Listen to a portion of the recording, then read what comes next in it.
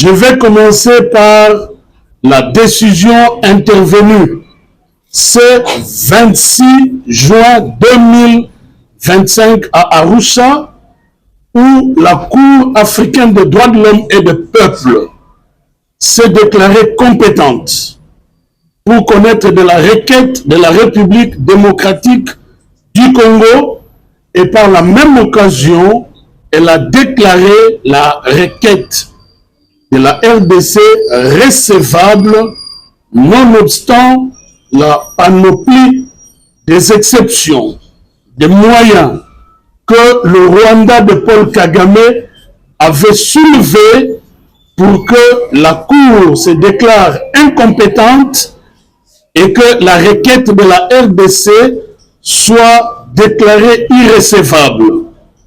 Avec cette décision, le Rwanda de Paul Kagame est sommé, en délai 90 jours, d'envoyer ses observations par rapport aux accusations de violation des droits des populations civiles à l'est de la République démocratique du Congo que la RDC a envoyé à la Cour.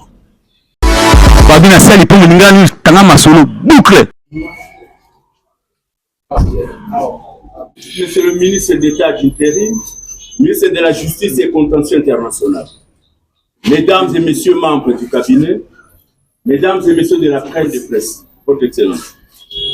Mesdames et messieurs,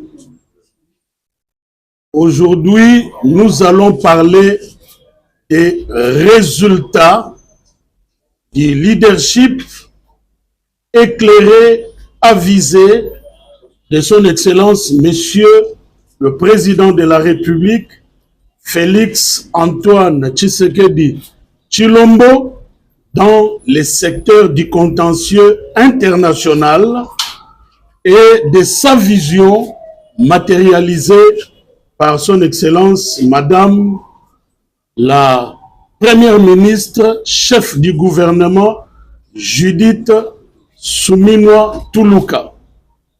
Je vais commencer par la décision intervenue ce 26 juin 2025 à Arusha, où la Cour africaine des droits de l'homme et des peuples s'est déclarée compétente pour connaître de la requête de la République démocratique du Congo, et par la même occasion, elle a déclaré la requête de la RDC recevable, nonobstant la panoplie des exceptions, des moyens que le Rwanda de Paul Kagame avait soulevés pour que la Cour se déclare incompétente et que la requête de la RDC soit déclarée irrecevable.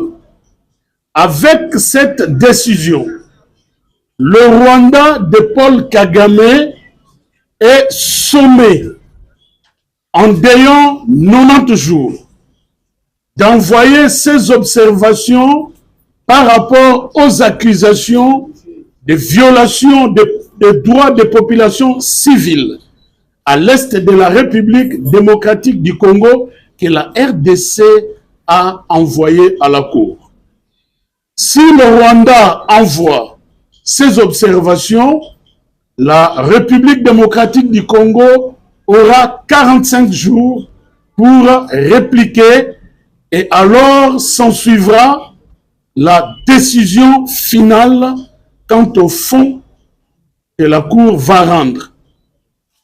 Je voudrais préciser que cette procédure que nous venons de franchir, cette étape que nous venons de franchir, préjuge dans une certaine mesure sur le fond.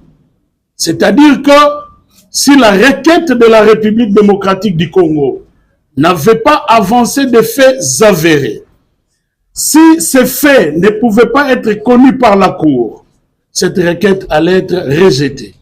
Donc, nous allons droit vers la condamnation du Rwanda. Cette décision, ces résultats est à interpréter de deux manières.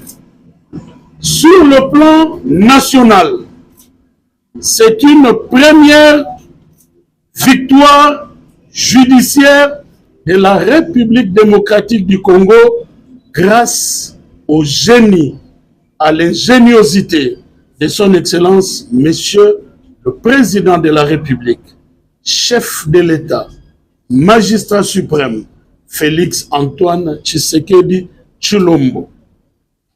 C'est depuis plus de 30 ans que le Rwanda sévissait à l'est de notre pays dans l'impunité totale.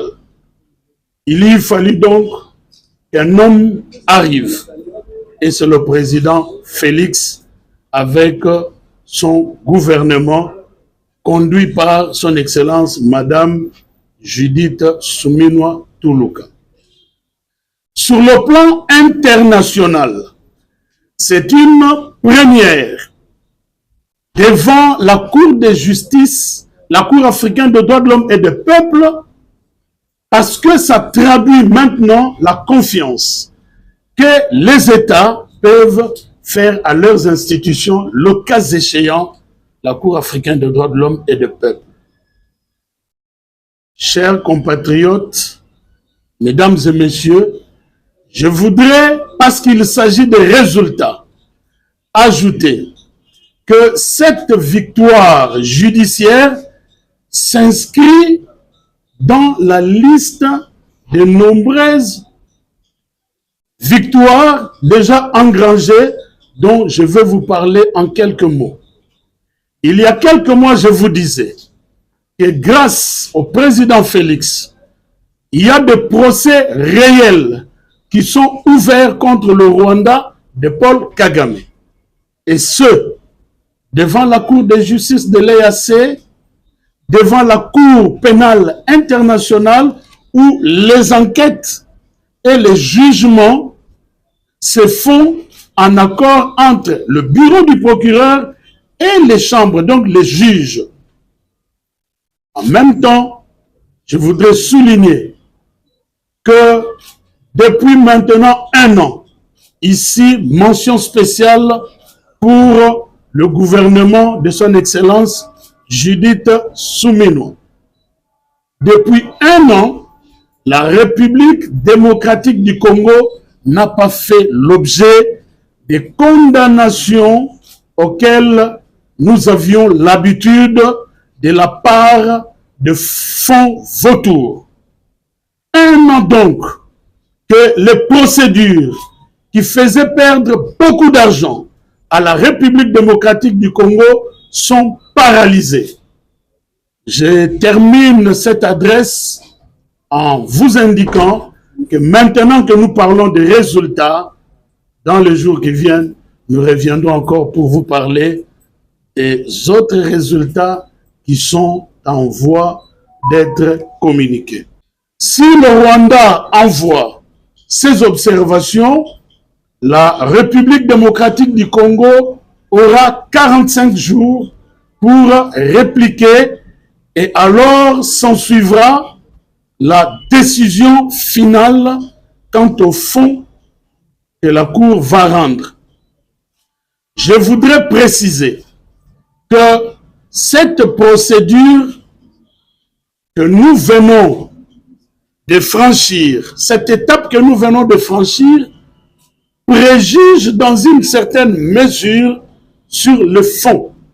C'est-à-dire que si la requête de la République démocratique du Congo n'avait pas avancé de faits avérés, si ces faits ne pouvaient pas être connus par la Cour, cette requête allait être rejetée.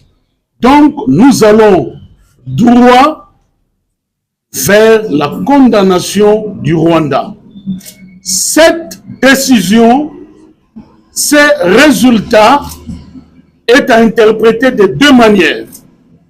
Sur le plan national, c'est une première victoire judiciaire de la République démocratique du Congo grâce au génie, à l'ingéniosité de son Excellence, Monsieur le Président de la République, chef de l'État, magistrat suprême, Félix Antoine Tshisekedi Tshilombo.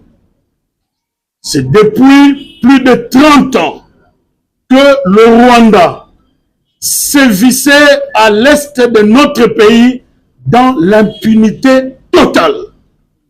Il y fallut donc qu'un homme arrive, et c'est le président Félix avec son gouvernement conduit par son Excellence Madame Judith Suminwa Tuluka.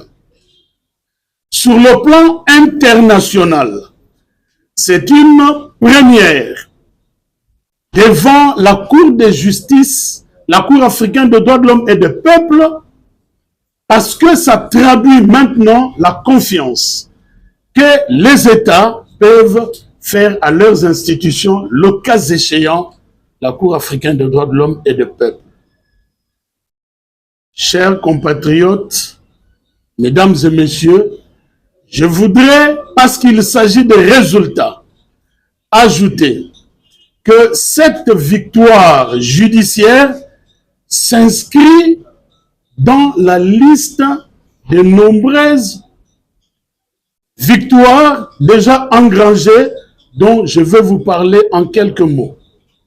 Il y a quelques mois, je vous disais que grâce au président Félix, il y a des procès réels qui sont ouverts contre le Rwanda de Paul Kagame.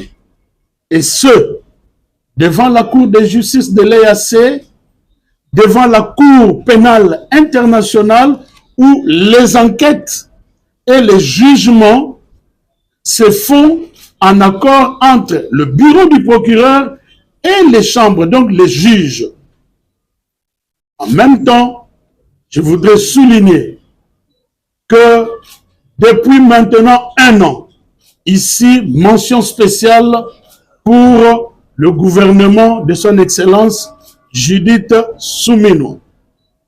Depuis 1 an, la République démocratique du Congo n'a pas fait l'objet des condamnations auxquelles nous avions l'habitude de la part de fonds vautours. 1 an donc que les procédures qui faisaient perdre beaucoup d'argent à la République démocratique du Congo sont paralysées. Je termine cette adresse en vous indiquant que maintenant que nous parlons des résultats, dans les jours qui viennent, nous reviendrons encore pour vous parler des autres résultats qui sont en voie d'être communiqués. Je vous remercie.